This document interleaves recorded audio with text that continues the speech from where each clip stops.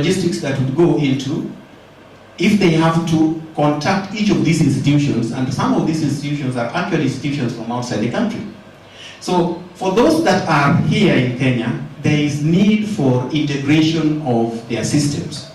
So that, like the director says, from the click of a button, Kenya School of Law would be able, or any other institution, would be able to verify these documents without the stress or the logistical nightmare that they presently have to deal with. Thank you. Asante sana, Bwana Mudi. Let me come to Professor Kuria. Professor Kuria, you are at the helm of an institution that always seems to come to the limelight when and during elections. I'm sure if all of us here were to ask you today, how many governors have certificates or have qualified with, genuine academic papers? Probably about 10 or 15. I could be wrong, right? Tell me this, Prof. How difficult is it? Because many a times your institution has pinpointed faults in terms of credentials from many leaders who wanted positions of power in this country, and there seems to be a total disregard by other institutions, right? When it comes to investigations, when it comes to prosecuting and what have you. Is that a challenge for you? Do you see that as a hindrance for what we're discussing today? Thank you very much, Nimrod. I knew you were going to come with the most difficult question for me. And I will not answer the question about all these governors. I don't want to be in trouble. But let me say, I think you're touching on something that is critical. And ties to the question that you asked at the beginning. You asked, why is it so difficult for us to detect? And I would like to turn that question around a little bit and ask, do we want to detect the fake certificates? Because if we do, we probably could. Unfortunately, we are living in an environment where I think sometimes I think best through stories. So let me try and see whether I can do that now. Those of you who are a bit older, not the Gen Zs, might have read a book called The Beautiful Ones Are Not Yet Born. And in that book, everything is collapsing under corruption. Everything is decaying. The moral character of the people are decaying, the physical infrastructure is also decaying.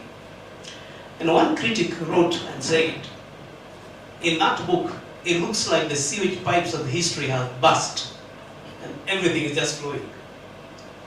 And sometimes one in this country feels like the sewage pipes of corruption have broken and it's flowing everywhere. I want to connect that with another book written by one of us, The Devil on the Cross by Ngugi wa Thiong'o. If you read it, he says in that book everything has been turned upside down. So the good looks bad and the bad looks good. And I think that's a problem where we are anymore. The whole integrity fiber of our society has broken down. And that's why I agree with my teacher, Professor Wainaina, that we have to reset. We have to really think about this. Because if we want to arrest it, we can arrest it. But actually, it's a network that we have created so that those of us who are employing want to employ our relatives who don't have degrees. So we ask them to get fake ones, and when they bring them, we close an eye. So we are actually facilitating. So in other words, if we really were determined to arrest these fake degrees, I think there is a mechanism and a system in which we can do that. As you mentioned, we deal with some of this, and the pressure sometimes we get not to take some of these people through the system so that they can follow the steps like everyone else. Unfortunately, in this particular country, I think the higher you go, the less you want to follow the rules and regulations. Like the laws are made for the young, other people, and those of us who are here, we can do that. If we do that, then we can be able to subvert some of these particular systems. So if we wanted to, we could. I don't think it is that hard, but the question is, do we want to, or do we want to facilitate? Prof, still back to you. it's a question of not nipping the problem at the bud, but we're talking about clearing the whole bush right now when we're talking about this. Absolutely. If that is the case, then how do you deal with it? You know, if I want to be the governor, for instance, and I'm just using that hypothetically, and I bring in fake papers, and you create an alarm, and you invite the media, and you tell everybody else it's a fake document. It shouldn't be cleared by IEBC, it shouldn't be cleared by anybody else. Where else do we go? Because from your end, you've done your work. And I could still circumvent that issue and still go somewhere else and get clearance. So my question would be, is there any collaboration between your institution and the other institutions that will go ahead and insist on credible credentials for people or not? Or are we lacking in that space? No, I think there's a collaboration between us. EACC will tell you that we have collaborated with them in many ways. Some of you may have noticed that the other day we were captured on television in Mombasa. We were collaborating with security agencies in this country to try and arrest the situation. So we can work together. There is an opportunity to do that.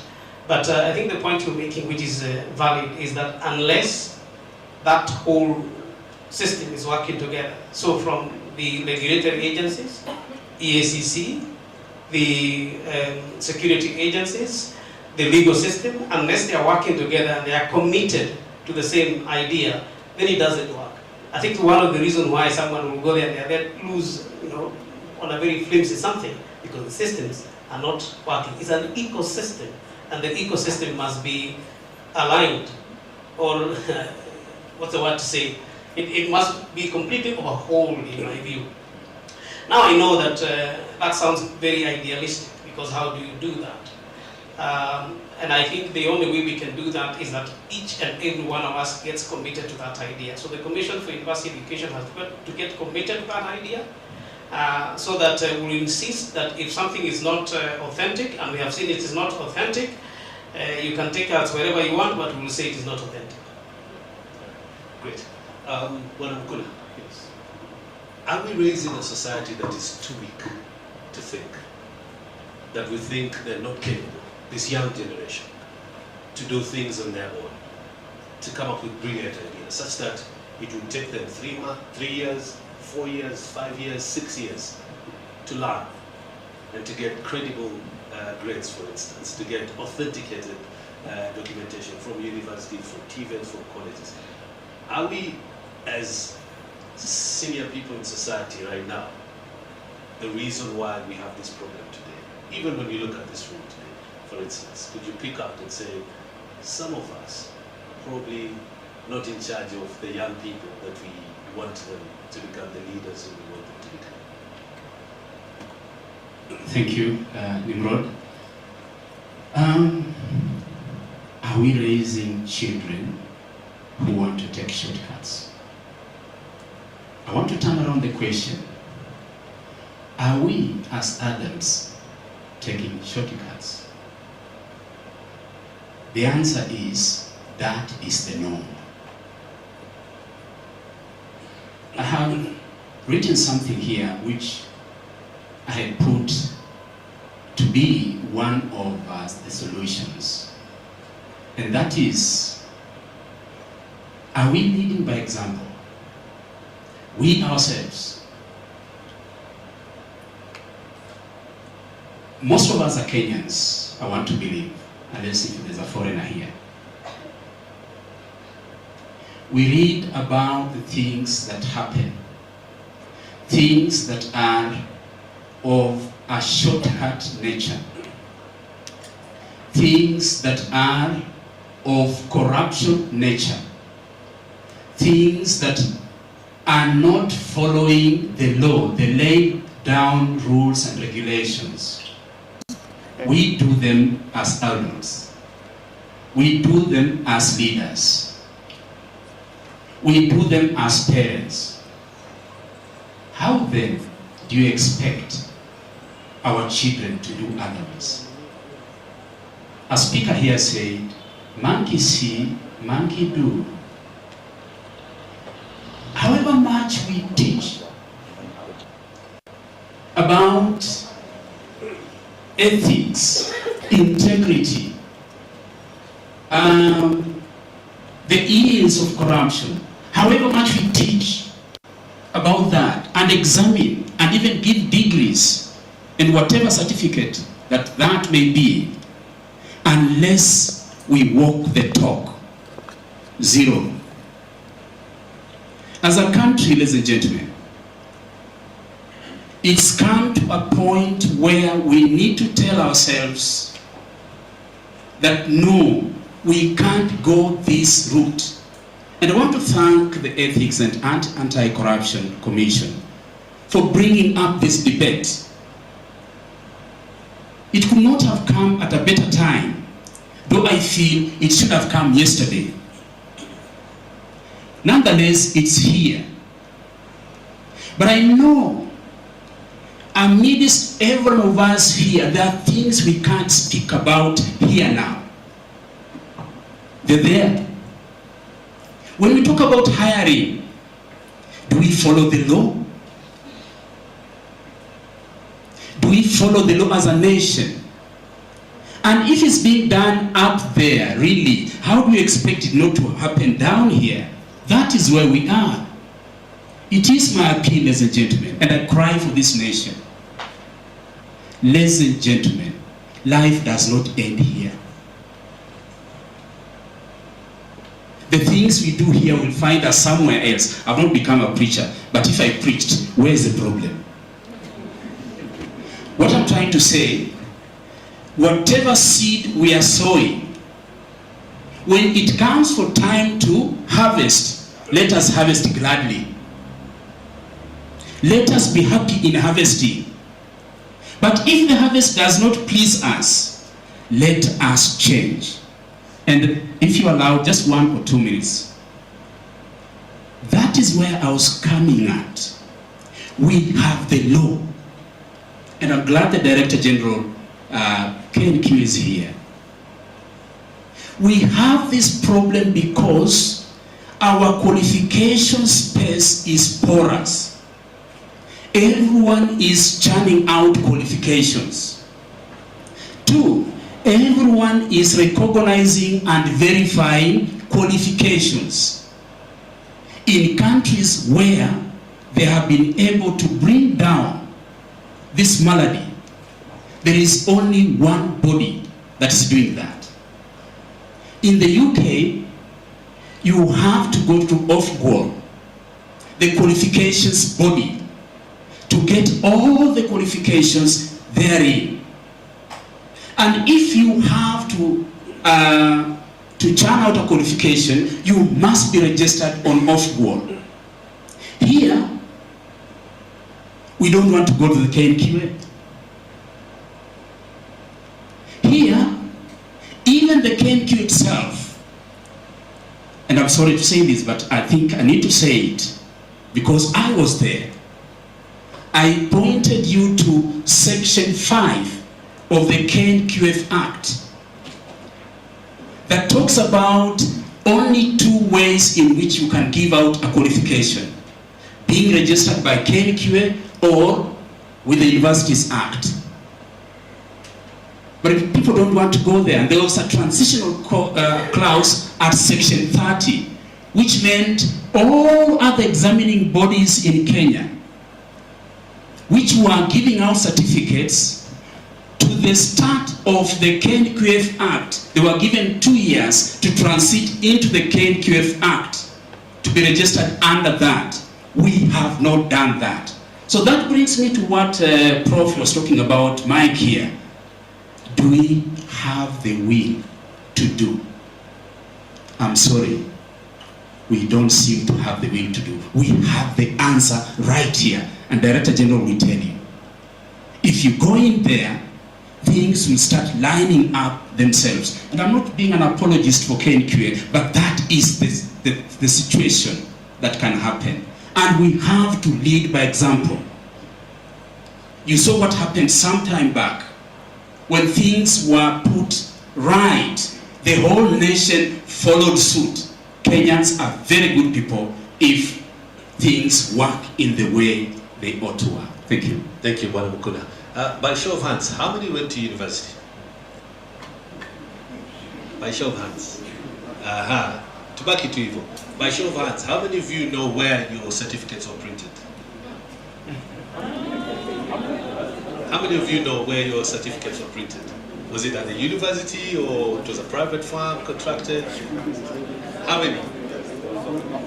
Mikono juu. Mikono juu.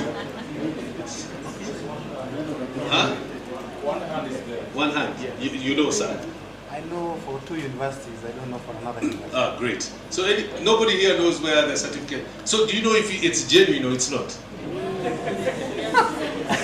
It is. It is. By who? They were. There were no. Exactly. That's my point. So Dr. Kagwaini and Bwana Odhiambo, this is my question. The reason why I asked them to raise their question is that there have been queries here and there about where certificates are printed. Where do they come from? Who certifies them? Who verifies them, right? Could it be that universities are using private firms? And what would stop these private firms? Backdoor printing other certificates and selling them to the people. Daktari and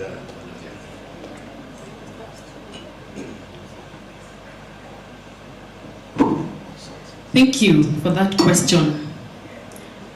When you think about a certificate, I think about the way bankers are taught to look for the genuinity of the money. That means in a certificate, in every institution, there are checks and balances to printing of certificates, verification and authentication before finally it goes for the signatories, because we haven't reached that level of having online signatories like it happens outside the countries. But there are those checks and balances, those controls that are done. By the time the certificate goes for signatory, the checks and balances have been actually confirmed. The other thing that actually where we are going to, and I thank God for DISTA, we've gone to the element of having QR codes. So you know where you will verify it, you know where you will check it, and only 1 or 2 people in a university get to know, and held by the university himself. So the QR codes will be able, if somebody goes and has a forged certificate with a QR code, even if you have lied, it will show the truth. So I think that's where even universities, we can be able to see the use of technology, we can go to that element of technology. Thank you. Asante. Mr. Odhiambo. Thank you, Nimrod. I identify very much with the communication submissions by Dr. here. But I would like to throw a spanner into the works about this issue of falsification of documents, or rather of certificates. About 15 or so years ago, you will recall from a policy perspective, the government saw it, made the decision to charter so many universities. We shot from, I think we had about 10 public universities, and we went to 30 plus. Right now I believe we are in 40 plus. 80. Oh, thank you. We are in 80. But I think, having been in the university space for a while, but I think that is the point at which, the rain didn't start beating us there, but that is the point at which our roofs caved in terms of the issue of falsification of certificates, because we seem, as a country, we seem not to have planned manpower-wise in terms of establishment of these universities. So what then was happening was that people were showing up with all manner of certificates, and the universities were taking them in because the universities didn't have capacity. And in this country, another, I think, the downside in this country, universities are keen to, they are not keen to invest in their, especially academic staff. all they want is, do you have a PhD or do you have a master's? Hallelujah, come in, we shall take you in. Then, in which case, because they don't invest, they're not in a position to vouch for the papers that people are waving left, right, and center in terms of the qualifications. All they want is, are you qualified? Then come, we shall employ you. If you cross over to our neighbors, Tanzania, for example, the universities make very deliberate steps in terms of capacity building for their academic staff, so that they either enroll you in their own universities, or if they send you to foreign universities, they track. So that when you're coming back, that you have graduated, they are able to follow up and be able to determine that indeed we can vouch for the qualifications of this particular person. So I think we may have made a mistake as a country in terms of a policy directive or a policy decision. And then also because that also led to a significant problem. Serious budgetary cuts to our universities, which then led to another bigger problem. The issue of terrible commercialization, where you then find universities offering all manner of courses in shacks. You're going home, you're traveling, and you find on the ground floor you have a church, on the third floor you have a bar, on the first floor you have a campus of a university. Those are things that are happening because we did not, the serious commercialization which has arisen as a result of serious budgetary cuts to our universities, so they are unable to make ends meet. So they do anything that can bring in money. And part of that, anything that brings in money, leads to, part of it is the falsification of academic certificates. Thank you. Asante, asante. My last question to Professor Kuria, then I can open the floor. Is it easy or is it difficult for the Commission to authenticate degrees and certificates obtained outside the country through online learning for purposes of admission of students and even employment of staff? Yeah, thank you very much. I think I'll answer your question in two ways. First, it's not very difficult in the sense that, as was mentioned in the morning, we work together with our regulators in the sister countries. So, for example, here if you come with a certificate from Tanzania, I'll just go to the Tanzania Commission for Universities and they will help me. So the same way that I would verify a certificate coming from this country, they would help me verify in their country. If you go to Uganda, National Council for Higher Education, things like that. So that's how we would do it. The difficult part has been that, you see, the certificate that can come from any part of the world and in any part of the year. So someone might come and say, I got a PhD from Manchester University in 1974. Now I want you to verify it. So you realize now the difficult part is that the data system there, how that has been archived on the other side, how long it takes, and usually they come, especially at higher levels, we are going for an interview tomorrow. So please verify this certificate today, it's urgent. Now, how you urgently verify a certificate that was done in 1960 something from Manchester University, who also have their own data laws and things like that, becomes a difficult time.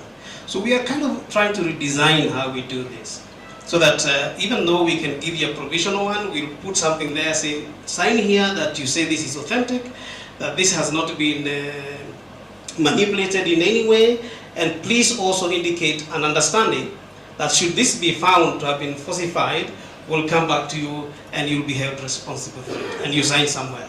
So that part of the redesigning we are doing, but that's some of the difficulties that we're getting. Asante sana, Prof. All right, now to open the floor. Any questions to our panelists before we carry on? Any questions? Must be one or two.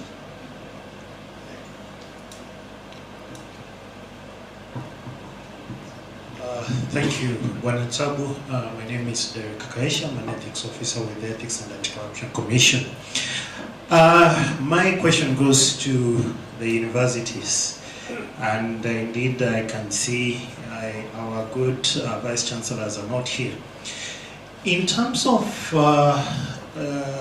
during our investigations, we tend to come across scenarios whereby courts have actually issued judgments, and they have said that a student who had gone to court, they have issued a judgment in favor of this student, and they have said that the university should actually issue a certificate, a degree certificate of whichever nature to that particular student. In one of my engagements with a public entity, I actually met someone who used to work in a university. I will not mention which one. And they said that when they were confronted with such a scenario, they actually went back, and because it was too soon for them to change their graduation booklet, it was, I think, about 3 days to the graduation, what they simply did was that they prepared some sort of an addendum. They prepared a certificate. This certificate is usually indicated that you have satisfied the Senate. But in their case, they actually indicated that pursuant to a court order, we have issued you with this certificate. Now, what I want to understand from the universities, if you are confronted with such a scenario, what do you do?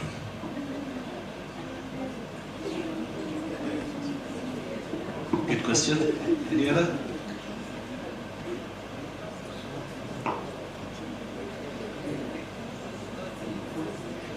Thank you so much. Thank you, Prof, and the panelists for a good discussion. My name is Architect Geoffrey Vidire from Kenya Institute of Highways and Building Technology.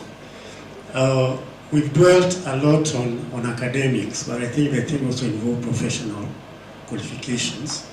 And I think one of the things I think they did was to introduce the licenses. So you may forge the original certificate, but you're given an annual practicing certificate. So what the market demands is not even as much the original certificate, but the license, which gives the boards access to look at their database and see whether first you qualified, and if, like someone said, if I die with my certificate because I can't be given license the following year. I don't know what the academics can do, but maybe that's one thing that can happen. I know when I get my certificate, I got money, early 90s, it's obsolete. It's always there. And that's why the case of Manchester, you can go. But if in the different disciplines, there is continual checks, can only lie for a while. If you have to keep going to get it from the university, I don't know. I know it's difficult because of the nature of the university. But from the discussion, it almost feels it's a gone case. We are wrestling against something that is, even our own students manufacture their certificates, by the way. They are so IT savvy. They're always ahead of us. You introduce this, and they look like someone said more genuine than the real one. So where do we go now? I don't know.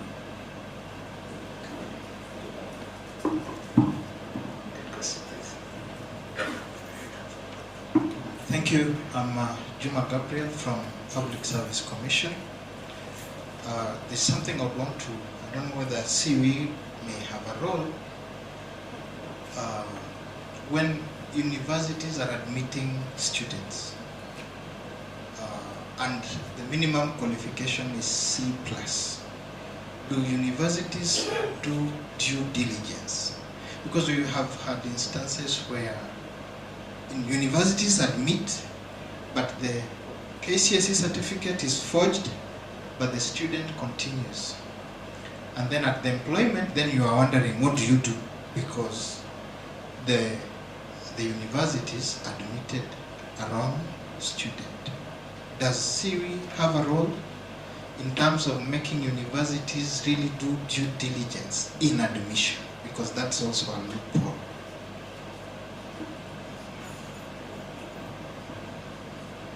Thank you, panelists. My name is Patrick Owen, Deputy Director, Ethics Compliance.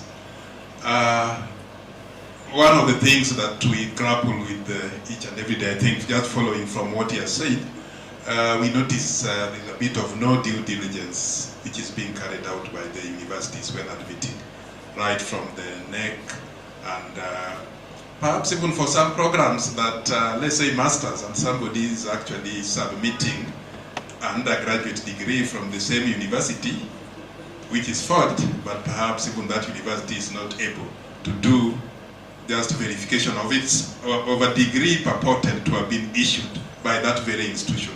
So I think I really don't know what is happening, whether it is capacity, whether it is just negligence, because that is coming out from cases that we are dealing with.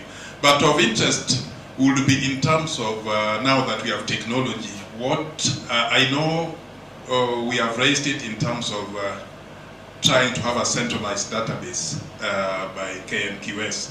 But perhaps what will happen now if we could be able to share databases, perhaps by university, so that we could even have a KQRS, where we are able to verify, but also we have databases, that integrated databases for universities or institutions being able to share databases. Because apparently what is happening, you will find maybe one university has issued a degree, and a student has actually enrolled in another university. That university for that, even to check. Perhaps when we are coming in, by the time we are coming in with our investigations, that is when the university realizes that, oh, I didn't do this. That's the time perhaps even the university writes and finds out actually that this degree certificate that was used was actually forged. So I think there will also be need to share databases as academic institutions, examining institutions, so that at the click of a button, you are able to quickly verify. I think will help the country and will also help in improving the integrity. So I think this is something that we need to perhaps consider. Thank you.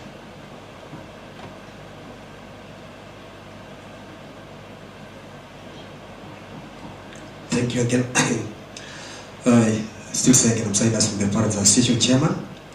I just want to react on what the questions that were asked by Madam here. I can't remember her name. She wanted to understand why students cheat at the university during exams. There are many reasons why students cheat in the examination at the university. One is the freedom that they have. When a lecturer goes to class and gives the exams and then he sleeps or she sleeps, what do you expect from those students that have not read? Secondly, our country is examination oriented, that we always depend on exams. Even for you to get a job, you must pass the exam. So a student who is not well prepared must fight to find how he or she can achieve the same. So all the way from secondary schools, there's been cheating. So a student who has been cheating at the secondary school will still cheat you at the university, because how she passed or how he made it at the secondary school, nobody knows. It was through cheating. So that now continues to the university is one thing. The other thing, the strikes by lecturers. When students overstay in the university for many years, they are not in the class, they are in the streets. Now exams come tomorrow, what do? Nobody has taught them, they have not been well prepared. That forces them to go that direction. Is another issue. The other thing, the relationship between lecturers and mainly the female students, and the relationship between the male students and the female students. You see this? And the enmity between the male students and the lecturer, the male lecturers or the female students. This can cause a problem. I've once come across a student in the corridors, one of the universities, and he told me, I have been in this university for 5 years, and there's a lecturer here who has never given me an examination unless I give in for the next step. I told her, go to the BS and report this. And I spoke to that lecturer and told him, my friend, your days are numbered. The following morning, the student was given exams and she was very bright and she passed. So if I had not intervened, that would be a problem. So relationship matters also. That's a problem. Parents forcing students to get first class honors. You know, they are not in their brains, but they want first class honors. We have spent money, don't come here with the second class upper, or you must bring first what? First class honors. So parents also play a role that now let's do this again. That's why I'm saying that parents require education. Finally, some lecturers don't teach. They come, they stay in the university, they don't teach, they just go and give notes and go away, then they come and give exams. When they have not explained the facts, then the students will be tempted to cheat. With those few remarks, thank you very much.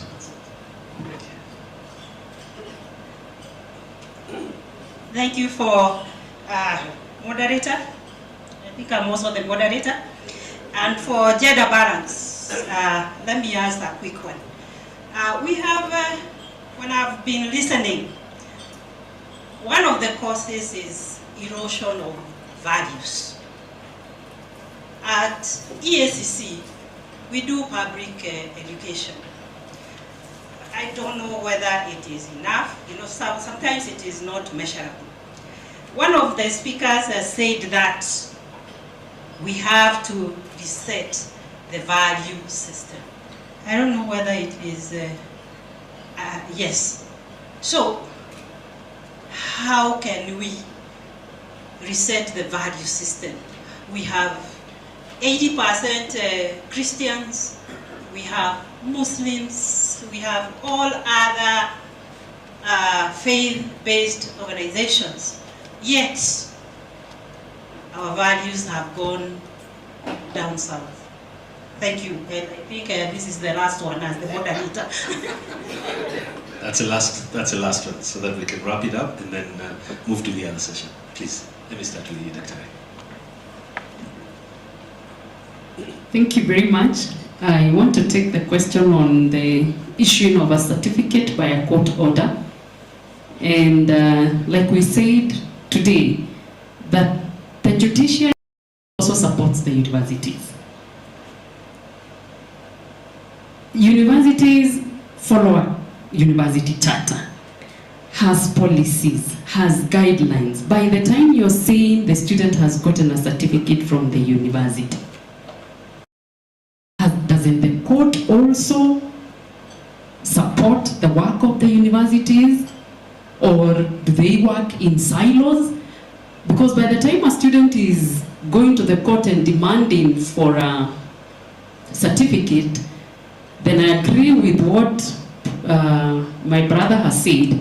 Unless if the student has not been taught, the student has not achieved the graduation requirement, the student has done everything that has to be done and is demanding to be listened to, but it's not about printing a certificate.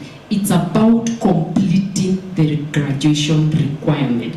So I think the two support each other if it is right, done in the right way. So framework, policies must be followed. And this is where, again, we go back to the students and tell them, this is what you're expected to graduate with. This is what you're expected in the university to do. This is what you're expected to do. But if we have problems of the lecturer not teaching, the person not teaching, you can't go to the court and demand if the university has not been able to take care of that. I think policies and frameworks must be followed. Thank you. Asante. Professor Korea.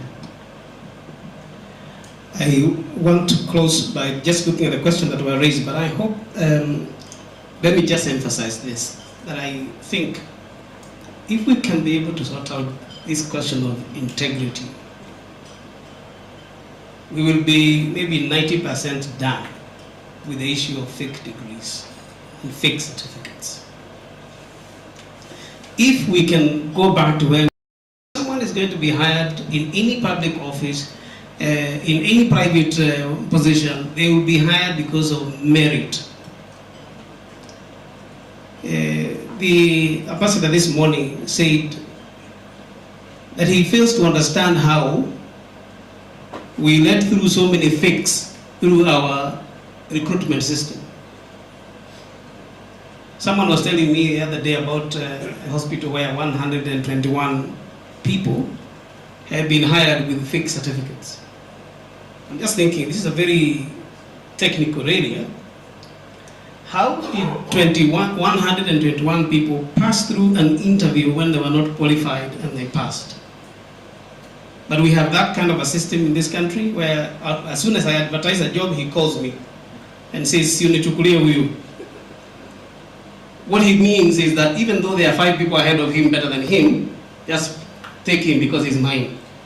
And that for me boils back down to this issue of integrity. If we solve that issue, in my view, we will have sorted 90% of the problem of even fake certificate, because then they'll become useless. Because even those who are recruiting will recruit with the aim of getting the skills Which takes me back to what I said a little bit earlier. If we were really genuinely interested in catching them, then we would put mechanism in place because we want to get the best. So we will interview you and take you through all the processes, and we will identify you as a fake and take you out. So let me just answer the last question. The question was with reference to admission of students in universities. And the answer is yes and no. Yes and no in the sense that the Commission for University Education does not micromanage universities. We want universities to be able to operationalize their own strong internal quality assurance systems. So what we do is we check the internal quality assurance system of a university, and one of the things they should be able to demonstrate to us is how they recruit their students and how they assure the quality of their students. And one of the ways to assure the quality of your students is to ensure that you admit them with a criteria that you can verify. Whether that happens in all circumstances, you know, we are in a real environment. There are criminals even in universities, so we know that this faking of certificates happens even in universities. So I wouldn't say that if you find a case there, it is not, you have not found something. It is possible that you'll find, but ideally, every university should have a strong internal quality assurance system that is able to vet and verify that the students they are admitting are qualified in the areas that they say they are. And as the Commission for University Education, if you go to study, for example, in Manchester, sorry, I keep giving Manchester because I studied somewhere close to them. But if you go and come with a certificate from there and you come to the Commission for us to verify, we'll ask you to also give us your O-level certificates. We have been in trouble sometimes because people are asking us, why are you asking us for something for O-level? I did this so many years ago, and I already have a certificate as a master's level from a globally recognized university. Why are you asking for? But usually the reason why we're asking is to find out, did you fake your way to that particular place? So that's what should happen ideally. Thank you, Prof. Very briefly, Mr. Thank you. I would like to make a contribution in terms to what Commissioner Vice Chair asked. What can we do resetting the value systems? Two things for me. I would like to begin by identifying myself significantly with the contributions of Professor Wainaina, who spoke earlier. We must be patient, but we must learn to build it gradually. This is not something that is going to happen overnight. It is going to happen over a period of time. And I would also like to identify by submissions by Madam Fatma and Maui. And she said that we need to look inwards. It is not about the accusations we have for maybe the traffic police officer who is taking bribe. Who is giving the bribe? So look inwards. What are you doing? Are you whatever you're doing, is it something that is helping towards putting in place integrity or not? And this has nothing to do with your religious orientation. In any event, we are 80% Christian and 20% Muslim or whatever percentages. But aren't we the same ones who take bribes out here with our Christianity and Islam? So for me, it's about just acting right. Just act right. That will be helpful even without you having to fall back onto your religious extraction. Thank you. Asante sana. Mr. Mkula, just 1 minute, please. Thank you. Thank you. Just following on that, though no particular question came to me, but I want to say we need to have a paradigm shift on how we train. Coming from the State Department of Tibet, I must say that we have done this and we are now implementing the competence-based education and training, which is outcome-based and flexible.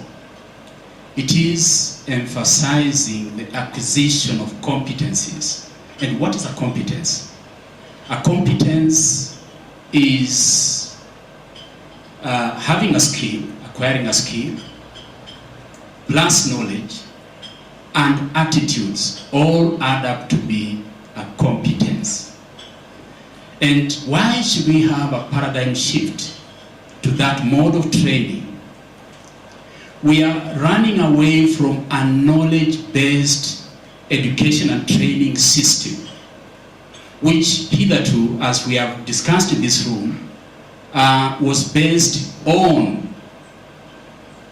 the acquisition or the hunting of certificates. That's what we've just been doing. But one of the chairman, Public Service Commission, told us here, yes, the CV is very good, but there's nothing here to back up that particular CV. So we are implementing this so that we can be able to have people acquire competencies, that we are going to churn out people who have the ability to do, not who claim to do or to know how to do, but people who have actual ability to do. That takes me back to how we hire. We should also have a paradigm shift on how we hire. If you are hiring a mechanic, why look at papers? Why don't you give him a broken car and let him fix? If you are hiring a mason, why should you look at the papers? Give him the work and observe. And that's exactly what we are doing. And I'm glad on that point also. Director Ken Kwe did also talk about the recognition of prior learning. What we are doing under that is that we are saying not all learning is done in a formal environment. There are other learnings that happen in non-formal and informal environments. There are people who just know how to do things naturally, and they do them well. These people, we are coming to a point where we are assessing under very strict terms and be able to certify them. That's where we need to go, so that we glorify competencies and even change how we hire, not based on certificates. Thank you so much. Asante sana. Ladies and gentlemen, please help me appreciate our panelists this afternoon. Asante sana. I know there's a gentleman with a burning question. I'll give you an opportunity to ask your question. Let's get into the next session, then I'll give you the opportunity, sir, if you don't mind. Thank you so much, Daktari Dorothy Kagweni. Thank you, Professor Mike Kuria, Bwana Felix Odhiambo, and also Mr. Franklin Bokula. Thank you so much for your time. Thank you for your insights. We really appreciate you. I'll ask you to come back to the floor so that we can move on to the next session. And I want to invite Mr. Jackson Mue to take us to the next session.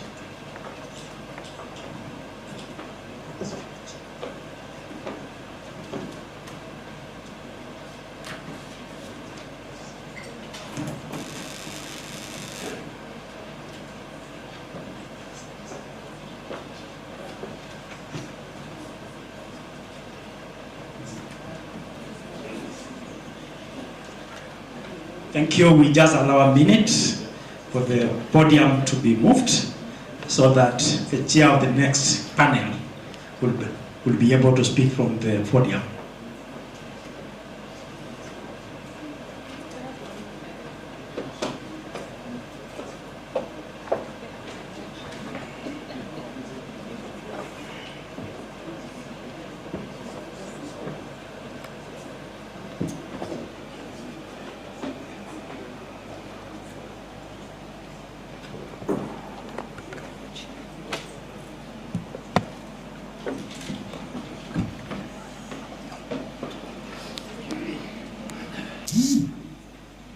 Thank you. The reason why we are having the podium is because we are continuing to be live on the ESCC YouTube channel.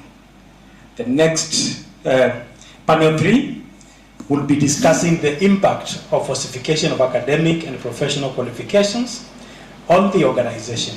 And this panel will be chaired by our Commissioner, Dr. Cecilia Mutuku. Commissioner Mutuku, take it over.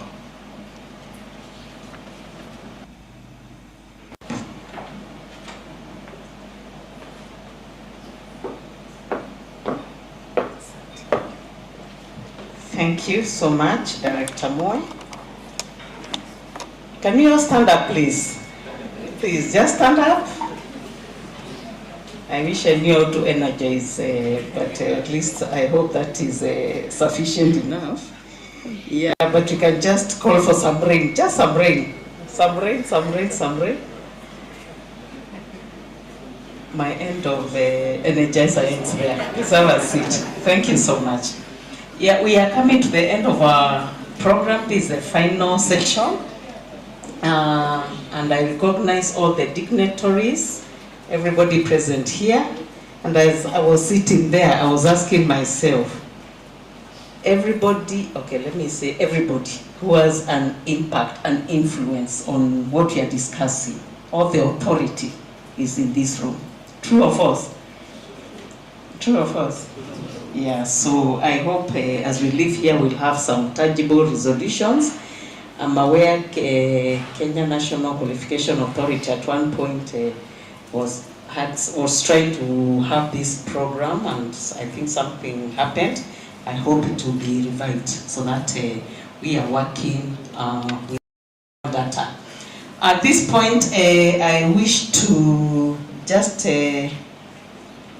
talk about our last panel, and is on the impact of falsification of academic and professional qualifications in the organizations. I want to go straight to the people who are part of this panel, because most of the issues have been discussed before. And our panel consists of experts and institutional leaders drawn from the Public Service Commission, the Institute of Human Resource Management, the Federation of Kenya Employers, and finally, but not the least, County Public Service Boards, the National Consultative Forum. Kindly join me in inviting our moderator so that he welcomes our panelists for this final but very important session. Thank you. Karibu sana. Thank you, Daktari Mutiku. Really appreciate. He's a career administrator with credentials and a record of accomplishments in public service spanning 29 years. Before his appointment at the PSC, he was the Secretary of Administration at the Ministry of Interior and National Administration. He holds a Master's of Arts degree in Peace, Conflict Management, Kenyatta University, and a Bachelor from Kenyatta University, and a Bachelor of Arts degree from the University of Nairobi. Ladies and gentlemen, please put your hands together for Mr. Paul Famba, MBS, the Commission Secretary, CEO, Public Service Commission. Karibu sana. She is the chairperson of the County Public Service Board, also known as CPSB's National Consultative Forum, and a member of the CPSB in the County of Bomet. She is a career educationist with an experience of over 30 years in teaching and administration, and is also a certified professional mediator. Please put your hands together for Dr. Cecilia Chelangat Osupen Mutich, the chairperson, County Public Service Board, National Consultative Forum. Karibu sana.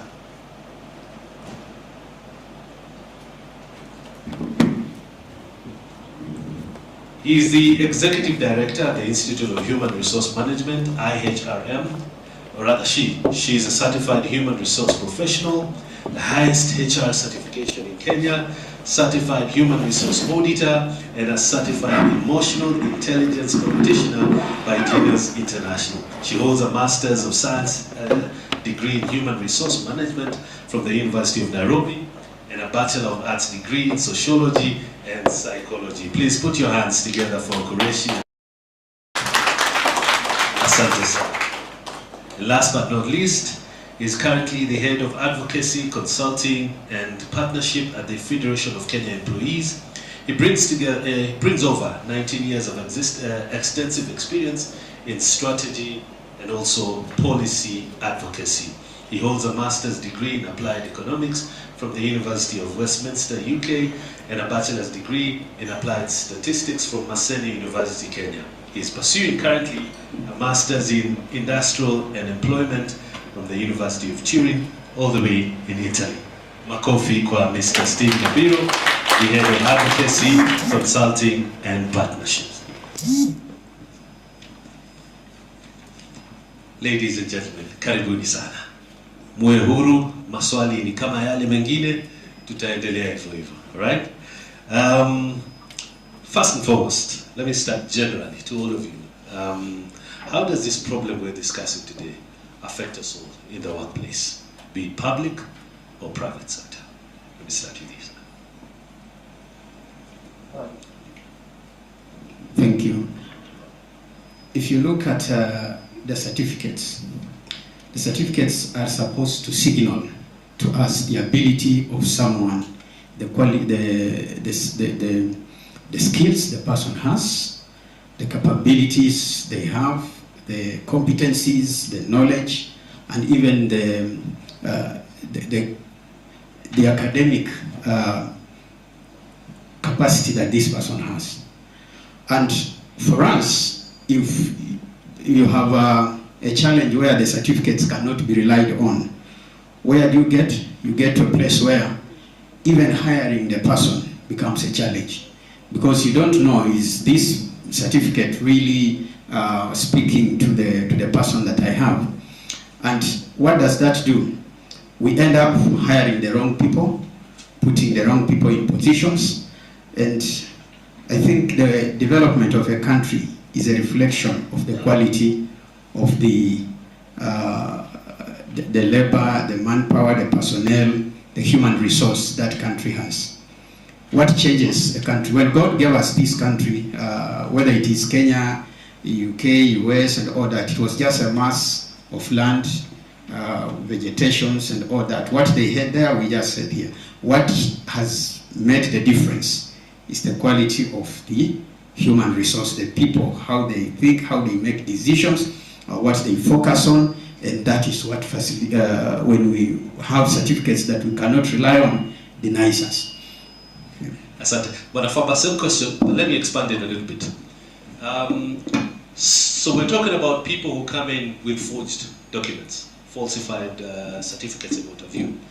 But you are the CEO of an organization, and you find that at least 100 people all have falsified documents. What does that say about you and your office as a CEO of that institution? Thank you very much. From the outset, if such a high number of people in my organization have falsified academic documents and they have already been hired, it says something about my systems, my processes in hiring. How do I onboard someone into my organization without checking or verifying their academic documents? Which means each organization must take its time in verifying, authenticating the academic documents before a person is confirmed in appointment. That one must be done. But now to go back to what you had asked earlier, what we are doing to ourselves as a country. Truly, we are injuring our reputation. We have injured our reputation. And you know, it is just a few of us who are engaged in this malpractice. But unfortunately, it is affecting the standing of all Kenyans. And whenever we present ourselves in other institutions of higher learning, you know, your credentials are always doubted. Once they know that you are from Kenya, you're from Kenya. You know, the issue of fake academic papers in Kenya, they say is rampant. So you are subjected to another process that will lead into the verification of your papers. The Public Service Commission is responsible for efficiency and effectiveness in the public service. But you can be sure that a person hired with fake academic papers cannot be efficient and they cannot be effective. Why? They do not have the requisite skills. When you are hiring, you set certain minimum qualifications someone must have before they are hired. But here is somebody who masquerades as possessing those qualifications you are looking for. But in reality, they don't have. When you give them a job, what happens? inefficiency is multiplied in the organization. Thank you. Asante. Madam Kuresha, same question. I'll come to Dr. Cecilia a little bit later. Everybody in this country and the world over, whenever they're looking for a job, there's one office they go to, and that is human resource. Are we saying then, because of what we're identifying today and what we've discovered, even from PSC, that at least 30% of the people who present themselves with certificates, they're falsified?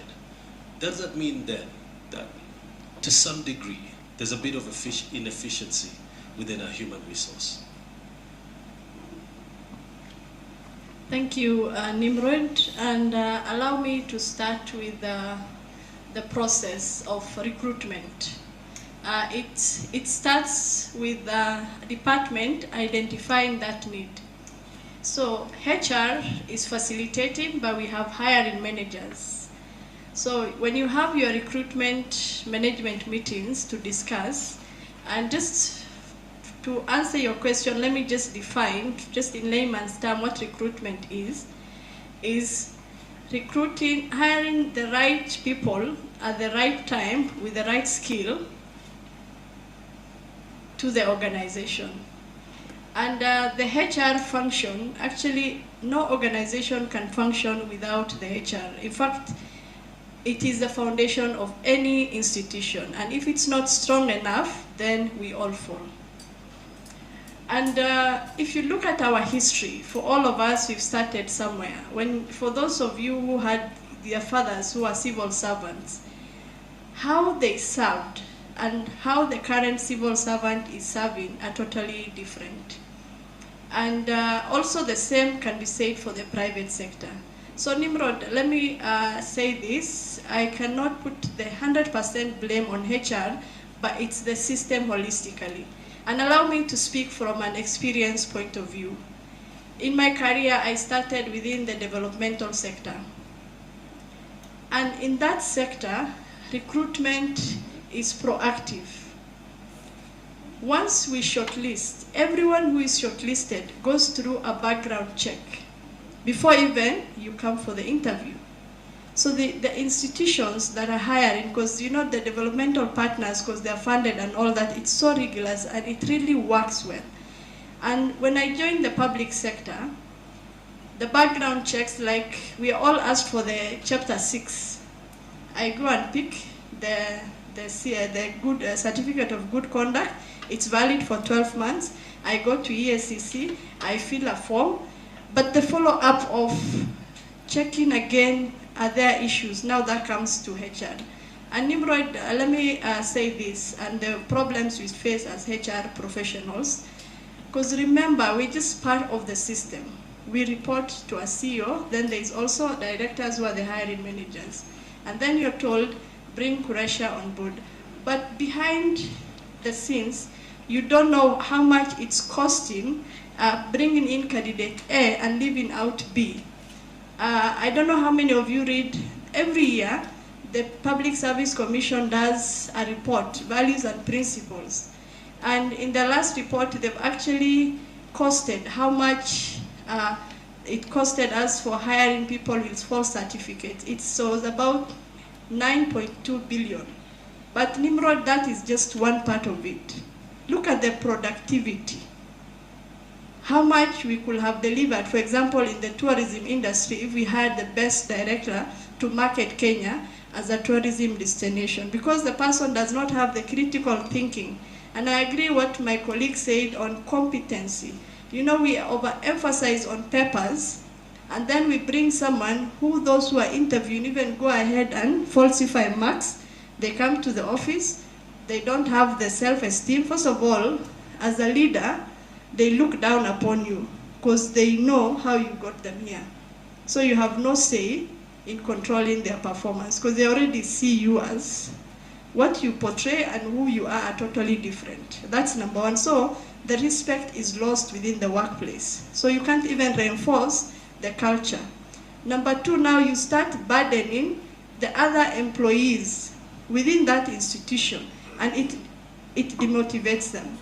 So Nimrod, the only way we can fix this is, first of all, we need to be honest and come out and say we have a problem.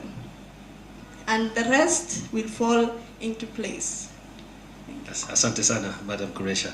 Let me come to Dr. Cecilia Ngetich from the County Public Service Boards. If we're discussing a problem that is so huge or big nationally, it must be even bigger at the county level. This is where we're talking about county governors deciding that an entire village where he comes from has to be hired at the county. Whether they're qualified, whether they've falsified documentation or academics, it happens. How big of a problem is it at the county level? Thank you very much, Nimrod. You have put it right. If there is anywhere where things are very difficult, it's at the counties. Of course, to begin with, there's Nimrod, you have put it, it's a political environment.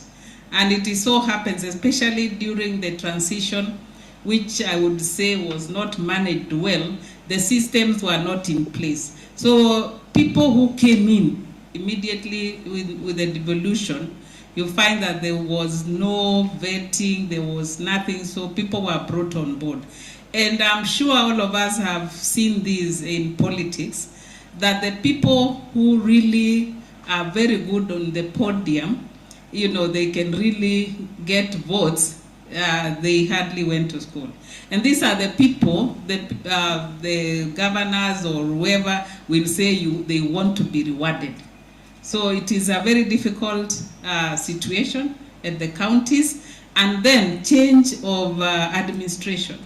When a new administration comes in, says all these people, they were supporting someone else, so I want my people.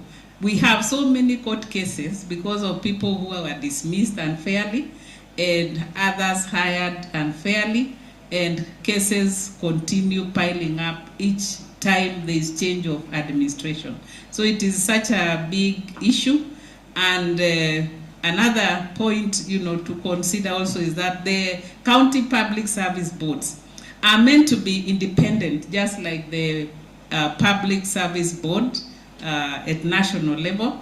But the counties, they have sort of been disempowered.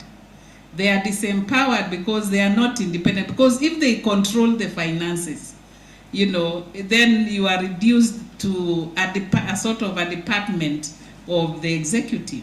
And don't forget that the MCAs can actually decide to cut off, you know, a huge chunk of that budget, so you are hampered from doing anything. Now, thirdly, the county secretary is delegated powers by the county public service board to oversee the HR issues at the county. But that sometimes they overdo it and even hire directly. And even if you want to challenge, you write letters, you do what, because it is in the system, no one will listen to you. So I agree with you, it is a big challenge, but I want to say that with efforts, collaborative efforts, we are all going to manage this. Let us not fear. Thank you. Asante sana. Thank you for giving us hope, Daktari. Bwana Stephen, from the FKE's standpoint, I don't know whether you've had cases, and if they're there, how to deal with them, where be it the public sector or the private sector, because of competition, people want to falsify their academic qualifications even while they're working. And I'll give you an example, again, hypothetical. I'm an assistant finance manager or something like that, and then I'm eyeing the CFO's position. But because it's not easy coming, I want to falsify my education that now I'm an FCPA, I'm whatever, and I do whatever. And before you know it, I bring it to the CEO and I say, look, my qualifications are good enough, all right? Do we have such cases? And if we do, how do we deal with them? Because one, it might be easy to pick out falsified certificates from somebody who's joining the company. Because all you have to do is, do follow-ups and make phone calls to find out whether this person went to this university or not. But in this case, I've been working with you for 13 years. And here I am producing false documents even though you don't know. But you're in a position where you have to think whether to give me that promotion or not. Do we have such cases, and how difficult are they to deal with currently? The employer when you are working with the employer and an owner of business, whether it is in the private sector and I hope perhaps also in the public sector in some places, the emphasis is on what you can deliver. Your competencies, your skills that you bring on board. That's first of all the starting point. Now, when it comes to certificates that you have acquired while you are on job, then the HR office, because when you get a new certificate, you're supposed to submit it to the HR office so that it is included in your file. At that point, due diligence is done to ensure that whatever you're submitting is valid. The other aspect that happens when you're going on training, there are approvals that happen within the institution. Because you are an employee, this training is going to take your time, and some of the time that you're going to use is the time you are supposed to be working and delivering on certain performance targets. And so you need some approvals, and the system within, unless somebody is just neglecting and saying, let me just give a blind eye to it, the internal system under the HR is able to flush out those ones that are already in the system that are seeking promotion and are bringing on board new certificates. Now, where do we have the challenge? The challenge that we have as a country is that Kenya, by and large, is a certificate country. We value you by the certificate you have. You say, I have a PhD, I have a master's, I have a bachelor's, I have, and that is where, first of all, we have failed.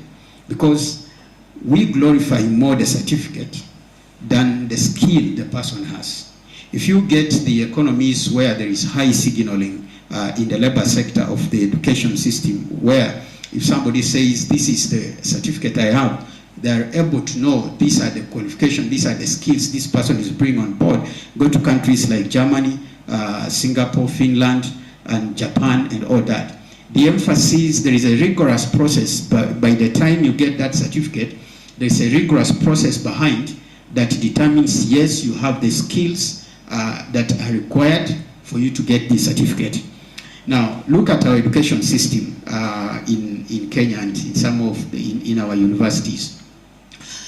We have courses in universities where you can appear on the morning of the examination, as long as you did register and you have you registered for that examination, you are a student, you paid perhaps your fees and all that, you appear in the morning of the examination and take your examination. And if you pass and you'll be given the degree. Who has been following up on you? That same thing happens when you came for your cards, and if you passed, you passed. There is no rigorous testing system that by the time you acquire that certificate, there are skills that you already have. If you look at our universities and look at some of the curriculum, you get somebody trains until they graduate, and they have zero industry experience. The only industry experience they have is when they walked around with that letter that says to whoever it concerns, please, I'm looking for attachment, can you fill for me this? And within the next 3 months, then it will be considered I was on an attachment. And that's where we start failing, because we are glorifying more the certificates than the skills that are behind those certificates. Let me give you a practical example. There's a time I was recruiting, and the HR put out the advert, and many people expressed interest. And the first thing, we sent a practical questions to whoever had applied, all the applicants, and we gave them the timelines, which we knew it was really tight. You must really put in an effort to produce something. And we got people who showed they have the capacity. You know, one of the person had not even graduated. She was a student, she was in the fourth year, had not graduated, but she came out on top when in doing with that application questions. And so we gave her the benefit to be interviewed, and she came out on top. And we sat down and said, okay, what should we do? We said, because she has the ability, let's hire her. Within 6 months, that student had been hired, and she is currently a regional director for East and Central Africa in some very good organization. You see, the people who had the certificates, a number of them could not even match her. She didn't have the certificate. Eventually, when she graduated the certificate, she got actually a lower class, second lower. We had people who had first classes, we had people who had upper, but she had the capacity. She had the skills. She had the competence. She had the ability. And so I asked myself, what was the gap between the examinations, the testings that were being done in the university and the person? Because the person who has such capacity is not even coming out in the certificate as somebody who knows anything. But on job, the person is delivering. Now, this problem for us is really costly, because Madam Qureshi will tell you, the reason why we spend a lot of budget in hiring is because our certificates do not signal the abilities that somebody has. And that is something that we need to change. Thank you. Asante sana. Mr. Faba, the Public Service Commission has flagged, if I'm not wrong, close to 2,000 people with falsified documentation and what have you, ensured that most of them either have been fired or have been let go by their organizations. But would it surprise you that the same people would find themselves in the private sector with the same false documents? Isn't it the same case of transferring one problem from one sector to the other? Thank you very much. I like the private sector because they are much more flexible. Their focus is actually on the skill, ability to deliver, other than the papers. Public service is rigid. We usually have minimum requirements. You either meet them or you don't meet them. So it doesn't matter whether you can do the job, you can perform. In a case like the one he has indicated, if the requirement is a bachelor's degree, you must have it. You must have graduated and you have a degree. It doesn't matter whether you can do the job or not. So for his case, you can see the way the private sector works. I think maybe, I don't know whether that is what competence-based education is going to impress. But the truth is this. The people we are offloading, we are supposed to go all the way. But I'm not sure we are doing it fully. Because when you have been working in the public service with forged academic papers, and we catch you, what it means, first of all, you have to be dismissed and be prosecuted. And aside from that, you are supposed to refund all the money you have ever been paid when you are doing that job. So if we were to do that vigorously, I think it will discourage people. And I do not know if there is any law that stops us from publicizing that kind of exercise, so that we even publish the names of the people we have been able to catch, to stop them from entrenching themselves again in the private sector. Because even the private sector is serving Kenyans. And Kenyans, wherever they are, deserve quality services. So that is something we must do. I'm afraid people we are letting go from the public service are getting themselves places again in the private sector, because we have not gone all the hog. Because if we dismissed them, prosecuted them, had them refund the money, I think that one will tie them down a bit, and they would not want to engage in any further mischief. But let me tell you something that happens, because I work for the public service. We have people who falsify their academic papers needlessly. Recently, I had a case of a young lady whom we had given a job. But when we tried to verify the degree certificate she had presented was forged. But the same university indicated to us that yes, this was our student, but this is the degree she obtained. She just changed from from second class, what she got actually, second class lower. But what she wanted to use, the degree she presented to us, is second class upper. You see? Now because of that, she had to lose her job. Yet she had actually graduated. And there was no requirement that you must have a second class upper for you to be given the job. That was totally needless. And then working at the Public Service Commission is much more challenging, because when people face those problems, I have everybody calling me, you know, that is my only child, you know, that was a small mistake. And ladies and gentlemen, the worst thing in this country, I don't know whether it is easy to get a university degree than to get a Form 4 certificate. Because I have a case, classical case, of somebody who went through high school and even qualified at university, got a degree. When we tried to verify, the Form 4 certificate was forged. Her true certificate was a D-, but the certificate she used to go to university had a C+. And actually, the university degree is genuine.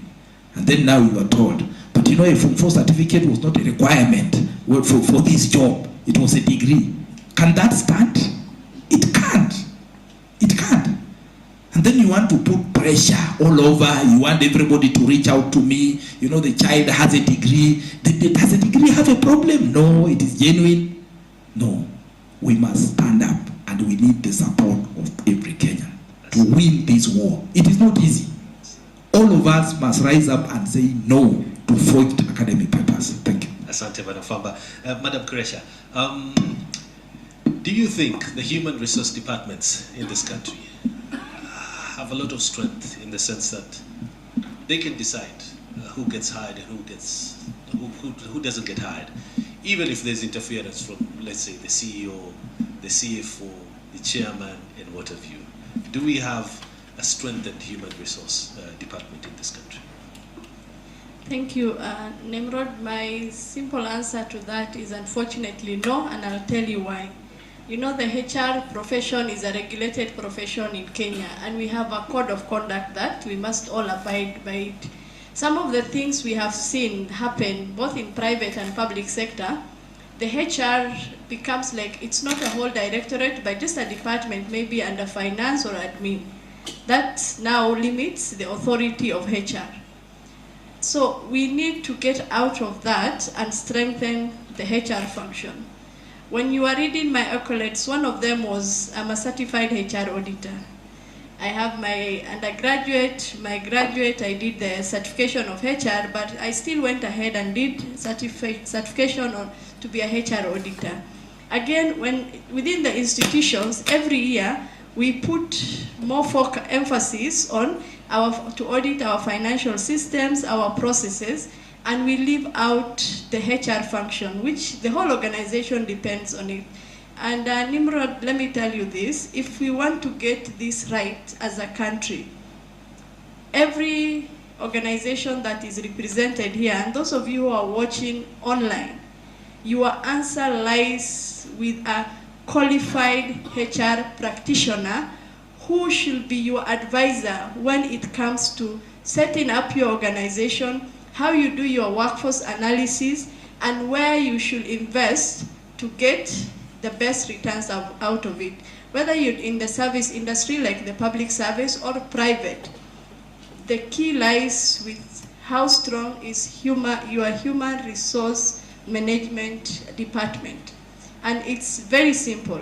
Get a qualified HR professional, let them be your partner. There are different names, HR advisor, the business partner within the private sector, and then the different directorates within the public sector. And empower them, because all of us are multi-skilled, but you do not have the skill that a HR professional has.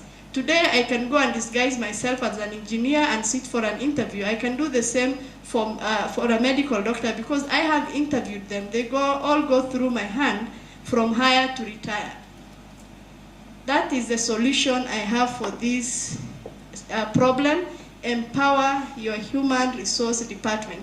Even at the university levels, we have the registrars who play the role of HR. And now they compromise on integrity. Every institution, again, Nimrod, if you were to Google any randomly today, you will find some of the values they preach: transparency, integrity, accountability. But we practice. And I like what, unfortunately, within the public sector, and let me defend this, Nimrod, why the academic comes handy within the public sector. It's for one reason, because the Constitution wants us to give people on equal opportunity and fair merit. And you cannot choose someone with D+ over someone with A-. But now it lies in the process. When you are asking those questions, how critical can the person think to even answer your question? You know, you can tell who is doing it from a book level, because in fact, those papers, when you come to the organization, they only help you at 5%. The 95% is how solution-oriented are you, how fast can you be innovative, and what problems can you solve as fast as you should be within your role. Thank you. Asante sana. Thank you so much, Madam Kuresha. Let me come to my final question, then I open the floor to Dr. Cecilia Ngetich. You have the tedious role of doing checks and balances in the counties. Unfortunately, we don't envy you. Ni kazi ngumu. Every governor comes with a new chief of staff. Yeah, that person is usually either qualified or not qualified, or has falsified documents. What that means then is that every other person under him will either have the same criteria as his or hers, or even below. How big of a challenge is that when it comes to county service delivery, just because of falsified documents, nepotism, and what you call it at the county level? Okay, thank you, Nimrod. Indeed, it is a big challenge, but I want to say that most public service boards are doing their work. For example, the county does not, the county secretary does not hire directly, but they have to go through the county public service boards, through the normal process of recruitment, interviews, and selection. However, like what we said before, that the people who hold forged certificates or are incompetent are known. And sometimes when we have, for example, if the whoever is in that position of the county secretary and is the one supposed to oversee the public service employees, and they know there's this element of inferiority complex and disrespect that comes. In other words, you cannot have that authority to actually, ask for performance when, people know that huyu anatuambia nini na yeye hata hakusoma. So it erodes that power for the, overseeing the performance or productivity. So that's one thing. And then number two, the relationship, the working relationships in the county is highly affected. You find that you end up with the, camps, and then they are competing, they are undermining each other, and the service delivery is completely eroded. So it is, I want to say it is indeed a challenge, but it's not that the county secretary hires, we do the hiring. The only unfortunate thing, they are the ones who are supposed to supervise, but unfortunately, they find it difficult with all this set of people, some who came in correctly, some who did not come in correctly, some who are, who forged papers, and others who are trying to do their work. Because even those who are trying to do their work correctly will be discouraged. There is a scenario where you find that probably the chief, that is the chief officer, the head of a health department, is not even a medic. And here the doctors are under him and all that, and they find it difficult to cope with that situation. So it is indeed a very sad situation, but I want to say, as I said, tutaweza. Asante sana. Thank you so much for keeping hope alive. Sindio, toto tunakubali. Tunatoka hapa na nguvu mpya. Sawa. Hi, I'm opening the floor to questions, but before I do that, we've been online for some time now, since morning. We have about 650 viewers right now on X. I'm encouraging them, if they have questions, they can post them on X. We'll try and ask our panelists just before we leave. Asante sana.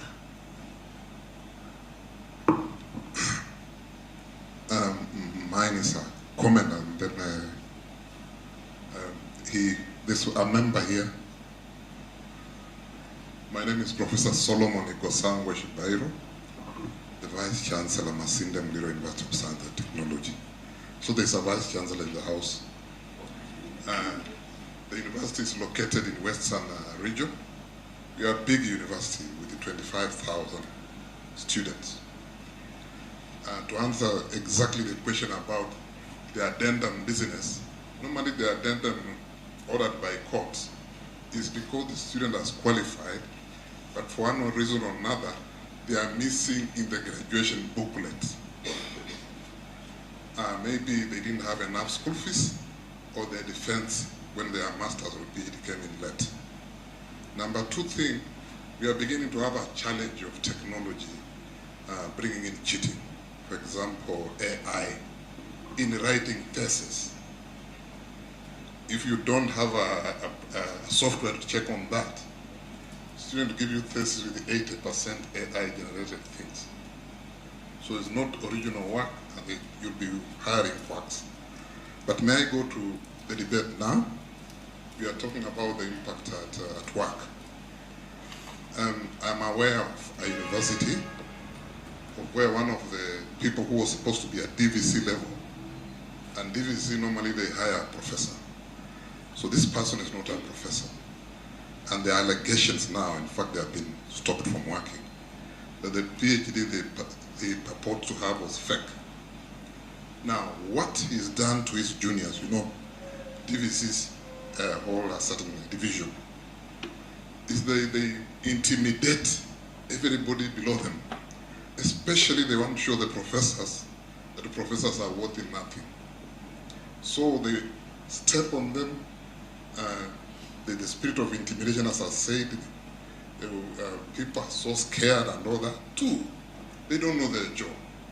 For example, you find they want to dictate things to do with procurement, to do with the hirings in different ways. Three, they are highly politically connected. So they scare even the top management, because these people know people here and there and there. So there are all sorts of things there. Thank you very much for listening to me.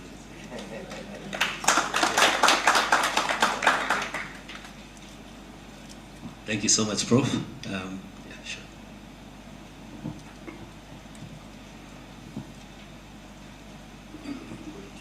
Thank you, Nibro.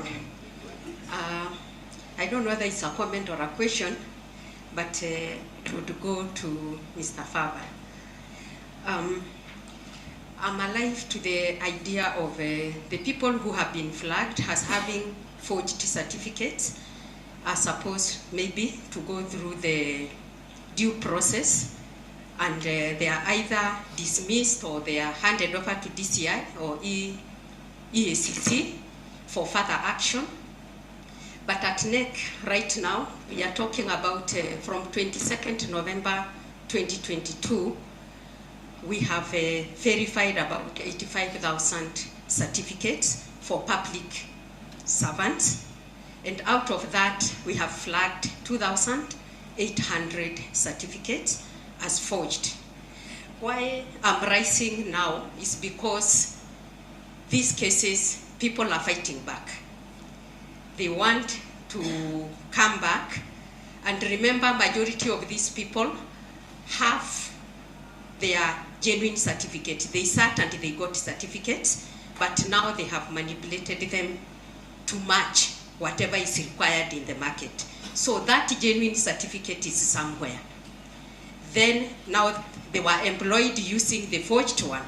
Once they are caught, what they do now, they come and bring the genuine one and resubmit it to NEC. Same index number, same year, same serial number, different grades. And now they want to tell us that one, we forget about it, we look at the genuine one. So we say no, we are not going to verify a secondary certificate for the same person twice. So what is happening now, some of them are in court. Some of them, again, they go to these institutions, the DCI and the EACC.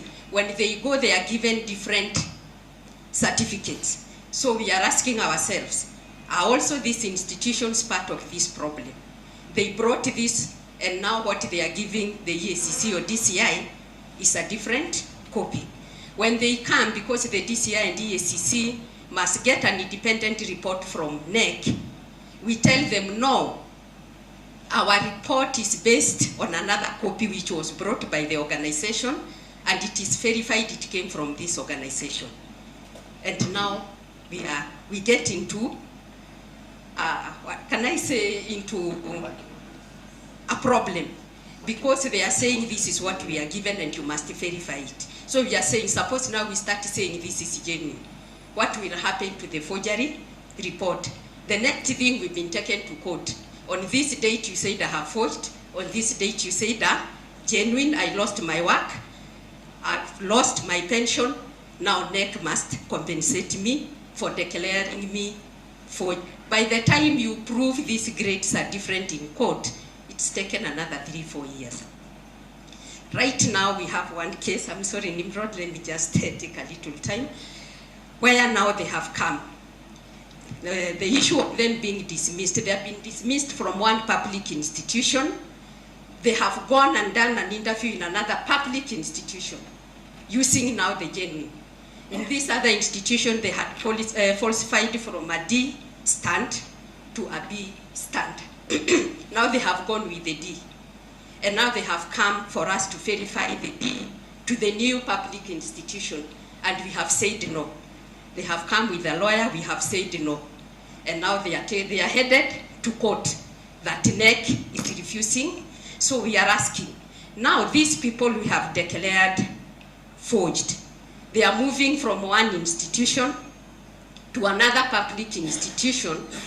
How are we going to ensure that we lock them out? Once we declare them a forgery in one institution, then whatever else they are bringing should not be admissible. So that is a question we need to, a conversation we need to have, and see how we can be consistent in this. Thank you.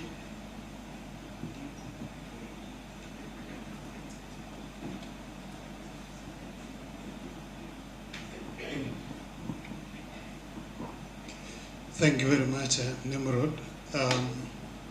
I'm Kipkemoy Langat from the Tibet Authority, and I listened to Madam Quresh, and something came to my mind.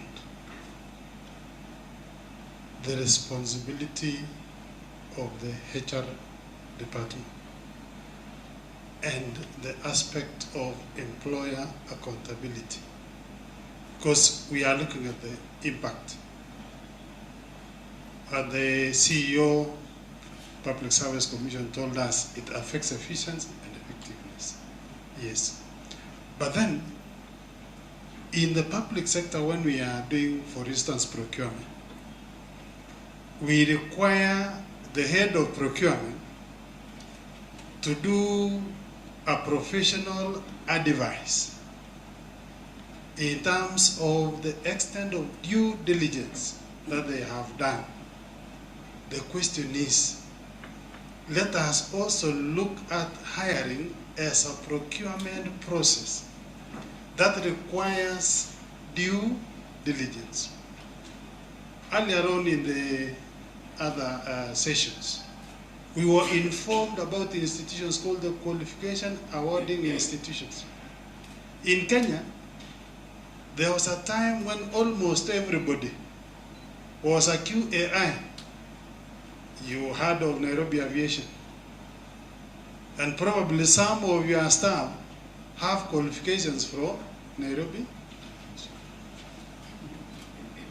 Even today, we still have people, and both in public and private, hiring based on qualifications that are issued by entities not qualified to be QAIs. So the question that I have for the HR managers, how are we going to bring in the aspect of due diligence so that a diploma from any institution does not qualify to be a qualification for a recruitment process? Let me also reflect a bit. Sometimes back when we were graduating in the 90s, the universities were required to submit that final graduation list to the Public Service Commission, to the Teacher Service Commission. They were the major employers at that time. So when you present yourself to the Teacher Service, I started as a teacher, so I went to the Teacher Service Commission. The moment you mention your university, they will not address your issue until they get the graduation list for the particular year. Why don't we strengthen the KNQA so that database which we require for qualifications across the country is built? And also do a requirement, and I think now that this forum had the blessing of the head of public service, it had the blessing of the Public Service Commission, and it has the blessing of EACC as the convener. Is it possible that we also include in our laws a requirement that any qualification acquired from a foreign institution should be registered with KNQF, or with the KNQA, sorry, with the KNQA immediately it is acquired, so that employers can easily go to the database at KNQA and confirm that this is a genuine qualification. Otherwise, we'll still have that proliferation of fake certificates, fake qualifications, and looks like the HR managers and the employers are not sensitized enough to know that not everybody, not any institution can issue a qualification. You heard the other day some people in Mombasa issuing PhDs. And those PhDs will find those papers will find the access to your tables for consideration. Thank you.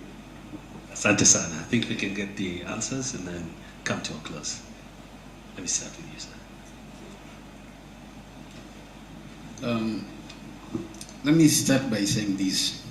You know, we are dealing with a question that is not purely workplace question. We are dealing with a question that has a criminal nature in it, and then it requires us to see how the two processes deal with. The HR is going to deal with it according to the policies that are in that institution.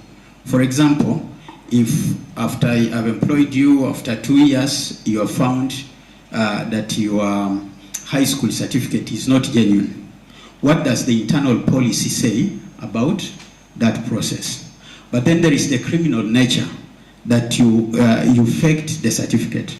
What does the law say about that? Can you be prosecuted? The employer cannot prosecute you, but if that information is submitted to the authorities, what will the authority do with that? Because for the employer, perhaps the internal policies speak about separation. So you take the person through the process of the disciplinary process until the separation happens. You separated with this person.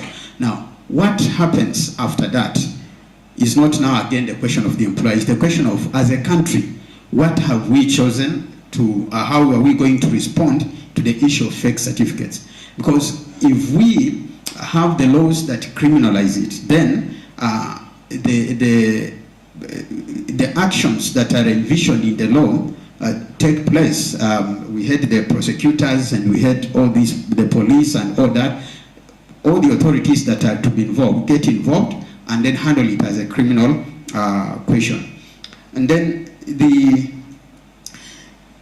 if you look at the due diligence, the employers, at least I know in the private sector, each has their own internal policies on how far they are going to conduct the due diligence. But the easiest thing, and if we want really to help the employers to be able to conduct well the due diligence, we need to have systems. The employer is not going to run from to 10 institutions trying to find out. Once they write to those institutions, the institutions say, yeah, these certificates are okay. The employer is not going to become an investigating agency. But if we have that database, authorities where, if you receive any certificate, if you receive any qualification, you write to that agency, and once they give you a clean bill of health around that, it is done. And there is an issue that we also perhaps need to speak to, that the government agencies, in some of these critical issues, you need to remove the fees. You need to stop asking the employers, can you pay for us to certify, to perhaps check for you this, can you pay for us to do this? Can we see which are critical services for us as a country, for our human resource, for us to work and remove all this mess that we have, and then ensure that we come together, work together, then to be able to address it. And lastly, we need, if you remember, in 2002, yes, when we had our elections, the first elections when we had the opposition taking over, the first 6 months of 2003, there is a lot of mess that was at zero until people realized that we are just still the same animals. And what am I saying? Change in Kenya, and unless it is a rebellion or revolution, change happens from the top. The public sector sets pace for the private sector. In the family, the parents set pace for the children. In the communities, those perhaps opinion leaders and all that. Now, we need to agree that for us to deal with this issue, we need also to go back to the basics on our hiring, so that we reward meritocracy, we reward value. If we see appointments, and there was a discussion and examples that are in the public domain, if somebody can occupy a higher office with what is in public domains, perhaps taken as a fake certificate, how many people, just by looking at that case, get influenced to see, oh, this is what should be happening. Can we have a system of meritocracy? All the way starting from the top, whether it is at household level, whether it is at community level, whether it is at county level, whether it is at national level in our agencies. And if we do that, then people will find it good to ensure that the values that we push for and the good system that we are pushing for is upheld at all levels. Asante sana. Mr. Farmer, I think you'll take the question from the VC and also Madam Jen Kashu. Nimrod, actually, the VC's was a comment. What I want to respond to is what came from Madam, the officer from NEC. And ladies and gentlemen, I want to take this opportunity to truly appreciate the Kenya National Examination Council for coming in a very robust manner in helping in the verification process. I'm sorry for the challenges you are going through. But one thing I can assure you is that the Public Service Commission is going to stand with you. Why do I say that? The certificate you are verifying is the certificate that is submitted to you by the agency that has employed the staff. Do not accept any other. We are submitting to you what they have presented to us when they are looking for a job. I know they have another one with inferior qualifications, which is legit. But the one you have presented as you are looking for the job, that is what we are verifying. And once we have verified that one and they have failed, the integrity has been brought to question and they are no longer fit to serve anywhere else. Even with the legit certificate, they are hidden at home. So my position as Public Service Commission is that you don't have to verify a Form 4 certificate twice. Once you have verified a certificate belonging to Paul Famba, that is done. And you know it is coming from the employer that this is what this employee has presented. Is it legit? Hiyo ingine ni monkey business. Atatupeleka kotini tu, tutahangaika, but as Kenya National Examinations Council, stand firm and defend the integrity of the whole process. Defend the certificates you have issued. And if somebody comes in with a fake one, just flag them out as fake. A number of them have lost their jobs because of NEC. NEC has been very thorough, very brutal, and I think NEC is an example of that organization that you cannot bribe to get a different report from the one that is true. Many people have said, I will go back to NEC. I will go back to NEC. They have never come back to the commission up to now because the result has remained the same. And for some of us who went to school a long time ago, I really don't know what happened. Because I recall that when I reported to the University of Nairobi, Kenya National Examination Council had already sent the results there. So they verified the result. At admission, they checked, there was a booklet that had the results. So they would go look for your name and see that you actually qualify to be in university. So you could not go through, you could not even start. And that was done on the first day. The same way my friend there has indicated that after you graduated, the results were also sent. The booklet was sent to the Public Service Commission and the TAC. So when you went there looking for a job, it was very easy to check. When did you graduate? They check if you are in the graduation list or you are not there. Things worked then. Maybe the population was lower and it was easy. Right now, with what is happening and with the proliferation of academic institutions, we need to do more to keep pace with what is happening. Thank you very much. Asante sana, Mr. Famba. Daktari Cecilia, maybe 1 minute, your final remarks. Thank you very much. I think what I want to say is that the County Public Service Board has the mandate of educating the public about the vice of forging certificates. It's one major, one of the what is required of us to ensure that we give public education to the prospective employees and that they should be able to be aware of the consequences. And secondly, the political environment, what I know is that things will change because of the public awareness. You can see now things are changing, particularly with the Gen Zs now, who are, information is flagged out. If there is somebody employed unfairly, they quickly search their CVs, search where they went to. So that's why I'm saying that let us take it as, collective responsibility to continuously educate the public against the vice so that we actually help to eradicate this situation. And earlier on, there was this, we were all asking ourselves, where did the rain start beating us?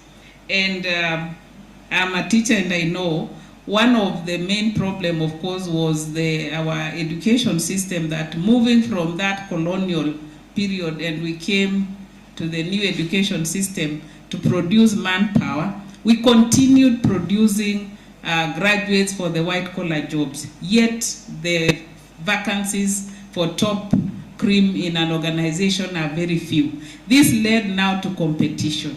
And that competition, especially there was a time during which schools were being ranked, and those who were ranked poorly were being attacked by parents and the community. So I think that is when what forced some of the schools to start the cheating, and then came up the private schools, some of them that maybe were not doing professional work and wanted to market themselves. So I think we also need to enhance the education system. And I'm happy about the CBC now, because it is about the skills, what you learn, not exactly what you remember, what you recall, because I think that previously the exams were about recall, cramming. You would cram and then reproduce. So I'm happy about the CBC, and in the long run, things are going to change because it will now move to skill-based and capacity, and also recognizing talents of various students. Thank you. Asante sana. Madam Croatia. Thank you, Nimrod. Let me answer the question on the due diligence, and also why procurement, we ask for the professional opinion. We should be doing the same in HR. when I was doing my MSc in HR, there is a whole unit called procurement in HR. And at first, when we were learning, the thought process, we resisted. We're like, oh, we're not items and all that. But when you come out here to practice is when you realize that indeed, when you're recruiting, it's a whole procurement process. And the due diligence starts with when you, first of all, assembling, if you know there are different aspects, the private sector, how we hire is different, the public sector is different. When you're even assembling the recruitment team, because it has to be multi-sectorial, it starts from there. And like I said, the HR should be the owner of this process of procurement.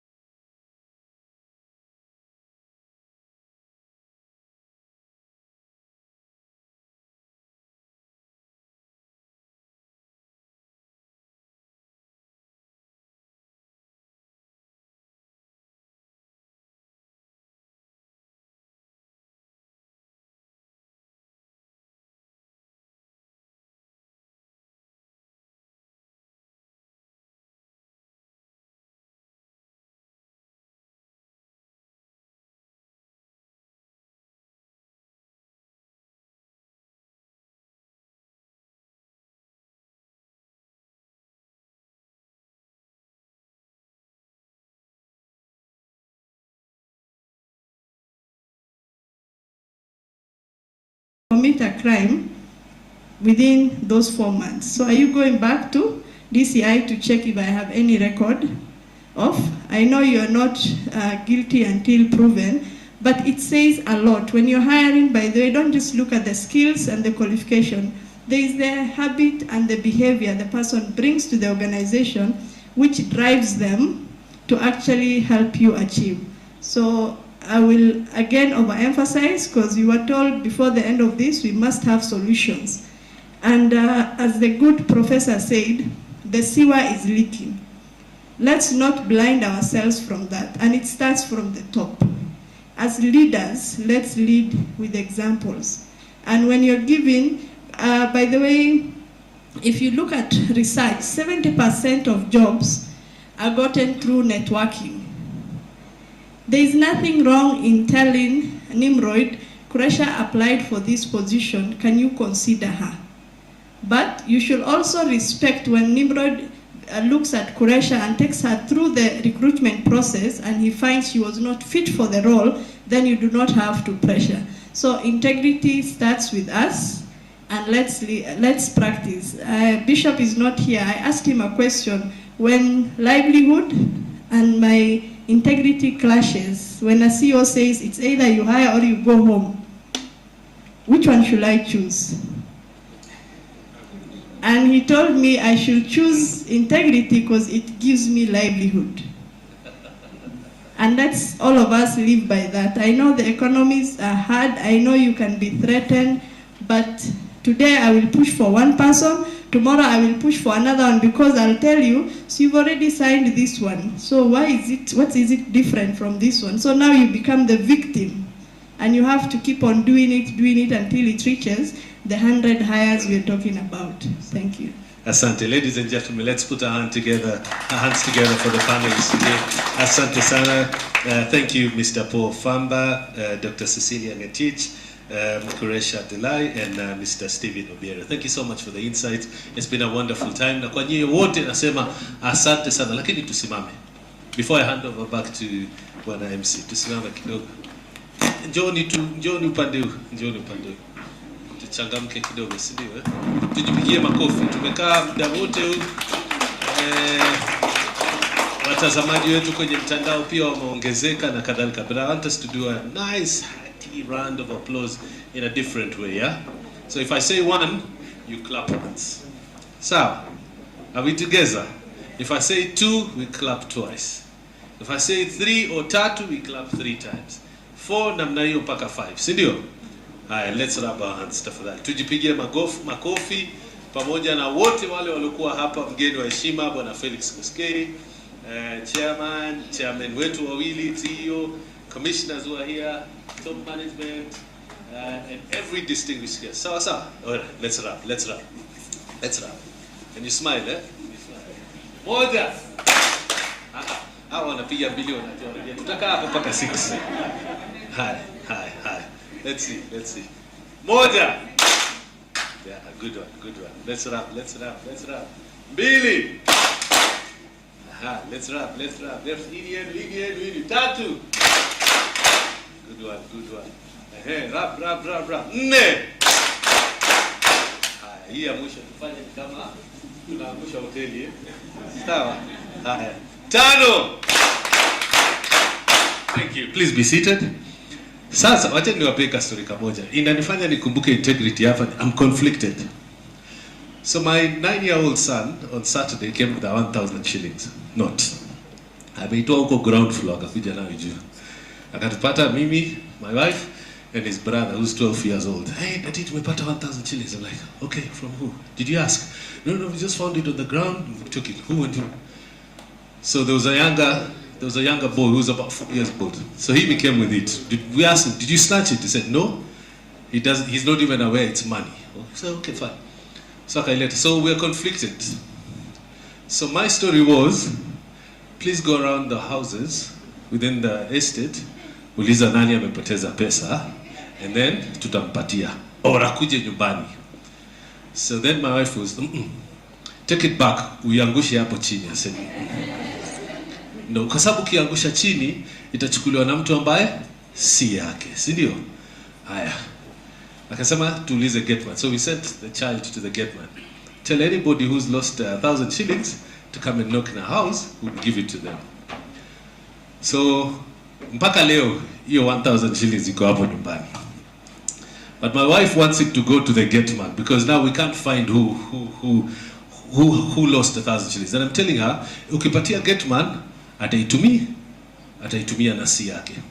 So then I told her, you know, sisi when we were being raised tukiwa wadogo ulikuwa unaambiwa if you found something that's lost and found, you stay with it for a couple of days and then those who found it split it. Sawa. So tuko conflicted. Sasa naomba kwa utaratibu muniambie hapo. Am I raising children who will forge documents or am I okay there? I'm a bit conflicted because sasa my wife wants a problem to go out, but me want the problem to stay in so that we deal with it there. Naomba yule akona jibu anione baadaye tukinywa chai. Hiyo 1,000 shillings. Mimi nimefanya makosa. Si nimeambia watoto wagawane wanunue kile wanataka pamoja na majirani. Yeye anasema hapana, iende kule nje. It's an integrity question, isn't it? How do you deal with that? Because I'm trying to raise kids who understand that lost and found doesn't belong to the other person who didn't find it. Sijui kama mmenielewa. Bwana MC, karibu.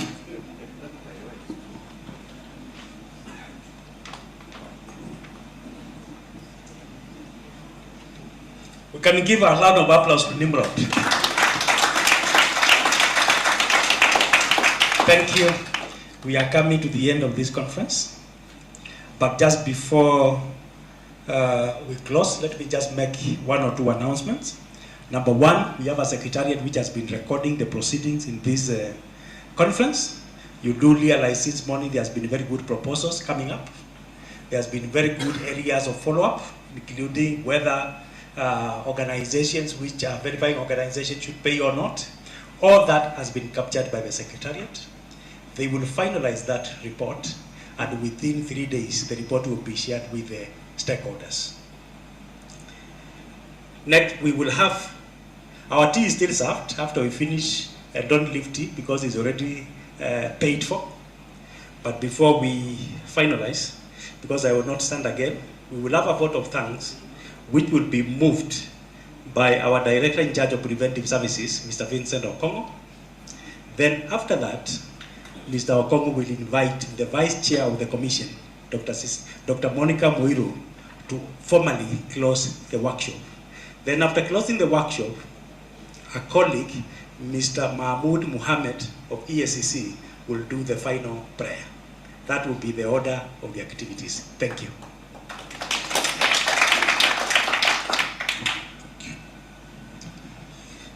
The Vice Chair of the Commission, distinguished ladies and gentlemen, good afternoon. Yes, I've been asked to move a vote of thanks, and I'll move very quickly. I think first and foremost we have had a very insightful, very valuable and very robust engagement on this issue of integrity of academic and professional qualifications. The issues that we have looked at cut across in 3 areas. Those which will require policy, legal and institutional reforms. That is very critical to change the way we are doing business in terms of managing the integrity of these processes. Others will require change of systems, practices and procedures of work in the way we look at some of these documents. And therefore, I believe the report that we will be issuing will speak to that. Thirdly, others require attitude and behavior change, which must be accompanied by very robust education and awareness programs.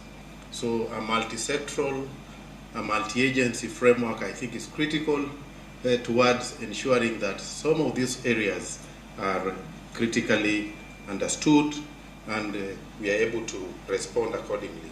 So with that, it is my honor and privilege to move a vote of thanks on behalf of ESCC. Your presence, valuable contributions and commitment to this very critical subject will certainly impact the fight against corruption and enhance practices in our academic and professional bodies. Secondly, I would like to recognize each and every one of you for playing key roles immensely contributing to the objectives of the conference. To our chief guest who was here earlier, the head of public service, we wish to thank him for finding time to come and actually laying the framework within which we can engage and even proposing a number of solutions that we can consider as we look at this issue. Secondly, to our ESC chairperson, Dr. David Oginde, I also wish to commend him in his absentia and to appreciate him for spearheading and supporting the cause of promoting good governance through collaboration and partnerships. Allow me also to recognize the ESCC Commissioner here present for the excellent job in leading the panel discussions. Your passion and knowledge for the subject is acknowledged. To the ESCC CEO, who is also not here, we thank him for leading the team and organizing this first high-level ethics and integrity conference. It has been a very strategic and successful event, judging from the number who are still here. Join me in recognizing the contribution of various law enforcement agencies and partners represented here, namely the Director of Public Prosecution and the DCI, for your perspectives, suggestions, and commitments to partnership in addressing this matter. To the regulators in the education sector, represented by Commission for University Education, Kenya National Qualifications Authority, Technical and Vocational Education Training Institute, TVET, and the Council for Legal Education. We recognize and appreciate your presentations and insights in your respective panels. We look forward to further engagement and collaborations. To representatives of the academic and other strategic institutions, we are grateful for your technical contributions, which has enriched the discussion. To the development partners, we extend our gratitude to you for your continuous commitment to the implementation of work of the Commission, your contribution in supporting and dedication towards realizing collaborative approach towards promotion of integrity in Kenya. I recognize and appreciate all invited distinguished guests for answering our call and invitation and witnessing this important event. Your presence has made the conference a success. To the technical committee, I thank you for your meticulous planning and putting in place all the necessary plans in making the conference a success. To the media, I commend you for witnessing the conference and providing coverage and publicity to the event. This will certainly help shape the public discourse on the subject of integrity of our academic and professional bodies. Again, I sincerely thank all of you for making time and having a very successful conference. Thank you and God bless. At this juncture, I invite the Vice Chair of the Commission to give a concluding remark. Thank you.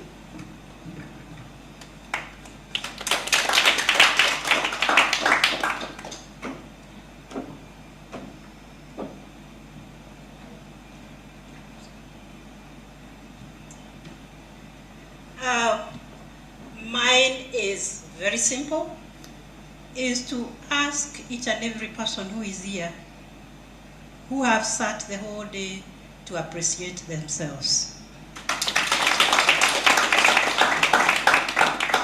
As a commission, we are very grateful because you have shown that you are willing to help us enhance integrity in academic and professional qualifications so that we can move this country forward. One of the speakers said that integrity starts with you. And lastly, I will say tutaweza. And with those remarks, this conference is officially closed. Thank you.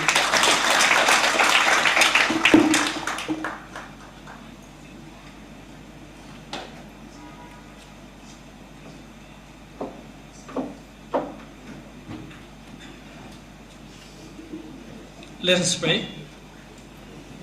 In the name of Allah, the most gracious, the most merciful. All praise be to the Almighty, the Lord of the universe, the most gracious, the merciful. It is you that we worship, and it is you that we seek your grace and help. Guide us as we come to the end of this very important conference. Make us those who remember and implement all what we discuss. Guide us to the straight path, the path of those who have earned your mercy and grace, and not those who have earned your anger. In the name of Allah we pray. Amen.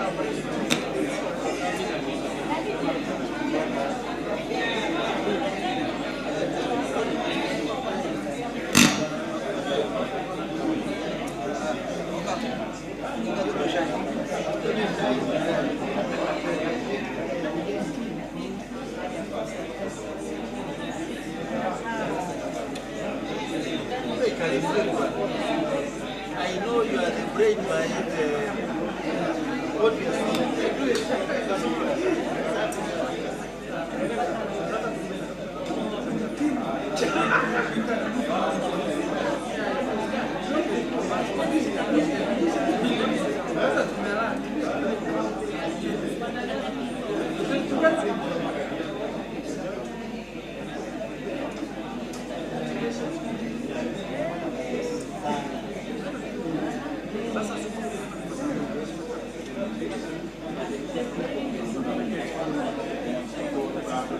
Thank you.